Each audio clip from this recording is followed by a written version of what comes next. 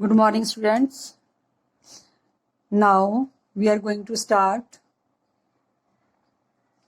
theme 3, kinship, caste and class, early societies. बंधुता, जाति तथा वर्ग, आरंभिक समाज.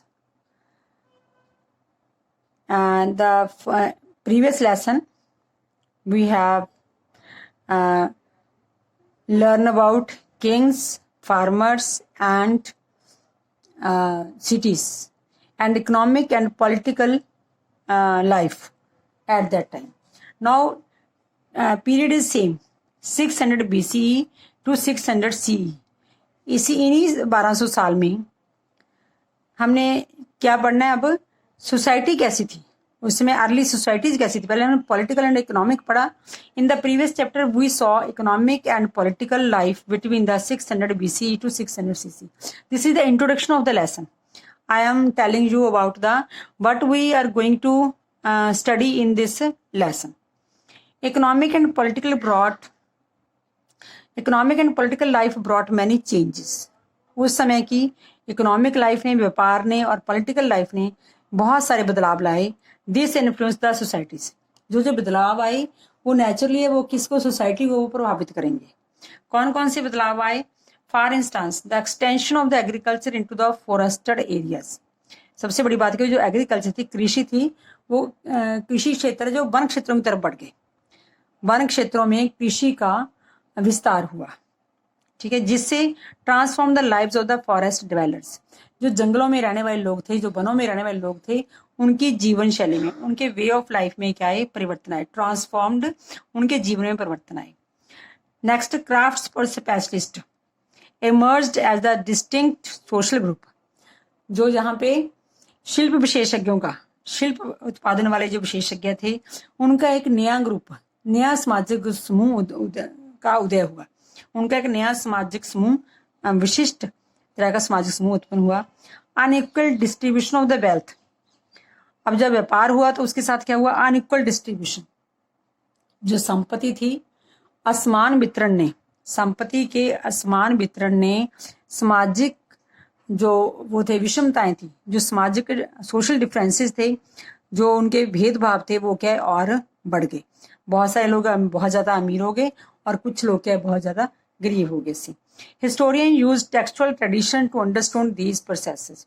इन सारी जो प्रक्रियाएं हैं, जो समझी हमने एग्रीकल्चर के बारे में, या फॉरेस्ट डेवलपर्स के बारे में, क्राफ्ट स्पेशलिस्ट के बारे में, जो भी सारी ये प्रक्रियाएं थी, इनको समझने के लिए जो इतिहासकार है वो किसका, टेक्सचुअल ट्रेडिशंस, साहित्यिक परंपराओं का उपयोग करते हैं. इनको समझने के लिए, सारी प्रोसेसेस जो चेंज हुई हैं, इनको समझने के लिए इतिहासकार टेक्सचुअल, साहित्यिक ट्रेडिशंस, परंपराओं का अध्ययन करते हैं.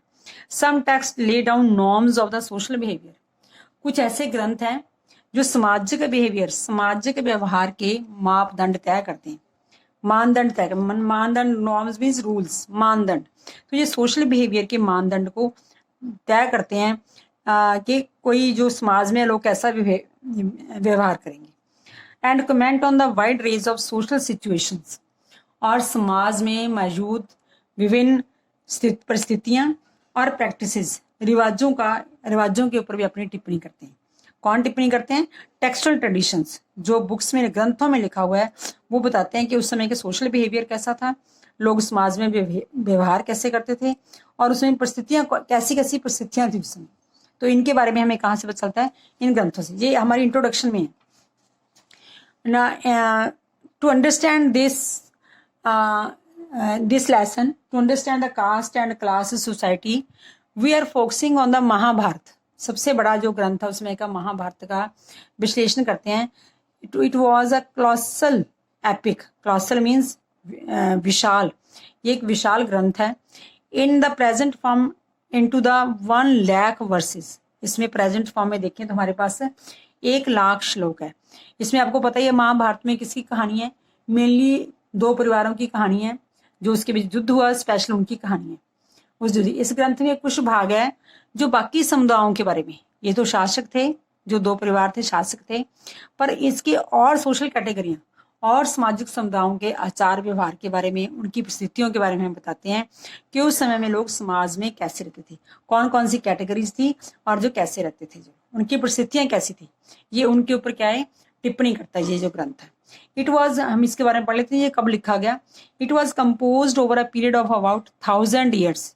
इसको लिखने में नियर अबाउट 1000 साल लगा। 500 BC ऑनवर्ड, 500 BC में शुरू किया गया और उसके बाद उसको लिखते लिखते कितना टाइम लग गया, 1000 साल लग गया। It was written by Ved Vyas. Ved Vyas was a rishi, saint एंड उसके द्वारा ये लिखा गया, वेद व्यास के द्वारा। तो ये क्वेश्चन भी आ सकता है, ये किसके द्वारा लिखा गया, तो ये वेद व्यास ऋषि जी के द्वारा लिखा गया। अब नेक्स्ट पॉइंट है हमारा 1.1। 1.1 जो सब टॉपिक हमारा सब टॉपिक है महाभारत का समालोचनात्मक संस्करण, critical edition of the Mahabharata. कि महाभारत का एक समालोचनात्मक, जो अब आज के समय में जो है उसके हिसाब से समालोचनात्मक जो अध्ययन है इसका वो किया गया। इसके बारे में क्वेश्चन भी this year we have a question in the +2 exams. Mahabharata का समालोचनात्मक संस्करण के द्वारा सामाजिक इतिहास की पुनर्रचना करने में B.S. सुकथांकर का योगदान का वर्णन कीजिए। Describe the contribution of V.S. ये आप जब अपना देखोगे आप इसमें आ जाएगा डिस्क्राइब द, इसमें सर क्वेश्चन इसमें पड़ा हुआ सारा। Describe the contribution of V.S. सुकथांकर in reconstructing social history through the critical edition of Mahabharata, उन्होंने कैसे इसको रिकंस्ट्रक्ट किया, उस समय की हिस्ट्री को कैसे रिकंस्ट्रक्ट किया, तो ये हमारा इसमें पॉइंट आता है। नेक्स्ट है, अब इसका कैसे किया गया। One of the most ambitious project of the scholarship began in 1919। 1919 में ये एक प्रसिद्ध विद्वान, संस्कृति विद्वान थे B.S. सुकथांकर, जिनकी नेतृत्व में इस महत्वाकांक्षी एम्बिशियस प्रोजेक्ट को शुरू किया गया 1919 में। व्हाट ही डिड, उन्होंने क्या किया। A team of dozen scholars initiated the task of preparing critical edition of the Mahabharat.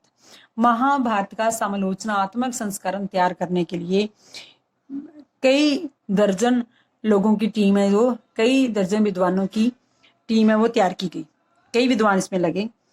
उन्होंने क्या किया। It meant collecting Sanskrit manuscripts of the text. इन्होंने इस ग्रंथ की संस्कृत की पांडुलिपियां written in a variety of script, जो बहुत लिपियों में लिखी हुई थी, from different parts of the country. उन्होंने क्या किया, कलेक्ट किया देश के डिफरेंट भागों से, देश के विभिन्न भागों से उन्होंने इनको कलेक्ट किया, संस्कृत में लिखी हुई पांडुलिपियों को, जो कई लिपियों में लिखी हुई थी। The team worked out a method of comparing versus from each manuscript. Team ने क्या काम किया, उन्होंने इसके जो श्लोक थे वो कंपेयर किए, हर एक लिपि इसके जो लिखे हुए थे श्लोक उनको आपस में कंपेयर किया। सबसे पहले क्या किया, पहले तो उन्होंने संस्कृत की सारी मैन्युस्क्रिप्ट पांडुलिपियां इकट्ठी की, जो कि अलग अलग लिपि में लिखी हुई थी और पूरे देश में से, ठीक है, इसको इकट्ठा किया। फिर उनको क्या किया, कंपेयर किया, पूरे श्लोकों को आपस में कंपेयर किया। They selected verses which were common to most versions. उन्होंने उन श्लोकों को इकट्ठा सिलेक्ट किया जो सभी वर्जन में एक जैसे थे, जो समान थे, जो सभी पांडुलिपियों में एक जैसे थे, उनको उन्होंने क्या किया, सिलेक्ट किया। दे पब्लिश्ड दीज वर्सेस, फिर इन श्लोकों को उन्होंने पब्लिश किया। उनका प्रकाशन उन्होंने 13,000 पेजेस में किया, इनटू ओवर 13,000 पेजेस, जो कि सब वर्जन्स में, जो सब पांडुलिपियों में एक जैसे श्लोक थे उनको चुन के उन्होंने इनको इकट्ठा किया। तो 13,000 पेजों ने, और इसको पूरा लिखने में कितने साल लगे, 47 ईयर्स लगे। अब इससे दो चीजें क्लियर होगी, 2 थिंग्स बिकेम क्लियर, 2 बातें क्लियर हुई इसमें। There were common elements in the Sanskrit versions of the story. जो ये कहानी थी, जो स्टोरी थी, इसमें से पहली बात क्या है कि संस्कृत कई पाठों के अनेक अंशों में समानता थी। सबसे पहले संस्कृत के अनेक पाठों में, वर्जन्स में जो लिखे गए थे उसमें समानता थी। दूसरी बात, it is also evident there were enormous regional variations. ये भी बात देखी गई कि बहुत सारी बातें ऐसी जो कि क्षेत्रीय हिसाब से उनमें वो क्या थी, समानता नहीं थी, पर भेद थे उनमें। In which way the text had been transmitted over the centuries, क्योंकि बड़े कई हजार साल से ये एक दूसरे को ट्रांसमिटेड हो रही है, एक दूसरे के पास जा रही है, पढ़ी जा रही है दूसरे के पास। तो इसके इनमें प्रभेदों का भी वो किया गया, ब्यौरा किया गया। प्रभेदों मीन्स जो इनमें से वेरिएशन थी, वेरिएशन मीन्स प्रभेद, भेद थे जो इनमें, जो अलग अलग चीजें थी उनको भी क्या है रखा गया, और उनकी भी एक अलग से उसकी एक जो बुक है वो बनाएगी। वो भी कितने की, 13,000 पेजों की वो भी इसकी बनी, जिसमें सिर्फ वेरिएशन थी। ये तो थी एक कॉमन, जिसमें सब में एक जैसे कॉमन था सारे वर्जन, और इसमें क्या थे, वेरिएशन थी, सब अलग अलग थे, उनको भी बनाया गया। Our understanding of these processes dominant traditions is derived primarily from text written in the Sanskrit by and for the Brahmans. हमारी जो इसमें जो हमारी जो समझ है वो हमारी हमारी समझ किससे आती है, इन प्रक्रियाओं की, इन प्रोसेसों जो हमें समझ आई इन प्रक्रियाओं की, वो प्राइमरली वो ग्रंथ है जो संस्कृत में ब्राह्मणों के द्वारा लिखे गए। जो हमें वहाँ पे जो ट्रेडिशंस थी, जो वहाँ पे ट्रेडिशन चलती थी, उनकी जो समझ थी वो हमें कहाँ से मिली, ब्राह्मणों द्वारा लिखी गई संस्कृत की बुक्स में, उन बुक्स से मिली। The historians in the 19th and 20th century believed that everything that was laid down in these texts was actually practiced. जो हिस्टोरियंस थे 19वीं और 20वीं शताब्दी के जो हिस्टोरियंस है वो ये समझते थे, इस सामाजिक इतिहास को ये समझ के उन्हें पता चला कि जो कुछ इन ग्रंथों में लिखा हुआ है, laid down in these texts, जो इन ग्रंथों में लिखा हुआ है, that was actually practiced. लोग वैसे ही उसको व्यवहार में लाते थे, उसको उससे वैसा ही व्यवहार करते थे जैसे टेक्स्ट में लिखा हुआ था। ये उनकी क्या योगदान है BS सुखथांकर का, कि उन्होंने सारे वर्जन को इकट्ठा किया, सब में से जो कॉमन थे उनका अलग एक पब्लिश किया उसको, और जिनमें वेरिएशंस थी उनको अलग वो किया। फिर उनकी अंडरस्टैंडिंग की कि ये जो प्रोसेसेस है, जो ट्रेडिशंस है, जो व्यवहार है, वो हमें कहाँ समझ आते हैं, जो संस्कृत में ब्राह्मणों द्वारा लिखे गए। So scholars began studying other traditions, तो जो अन्य परंपराओं का भी उन्होंने अध्ययन किया। जो विद्वान थे उन्होंने अन्य परंपराओं का भी अध्ययन किया, कहाँ से, from the works of Pali, Prakrit and Tamil. ये 3 भाषाएं, पाली, प्राकृत एंड तमिल, जो इन भाषा में ग्रंथ लिखे हुए थे, उनसे भी उन्होंने इसको पढ़ने की ट्रेडिशन को जानने की कोशिश की।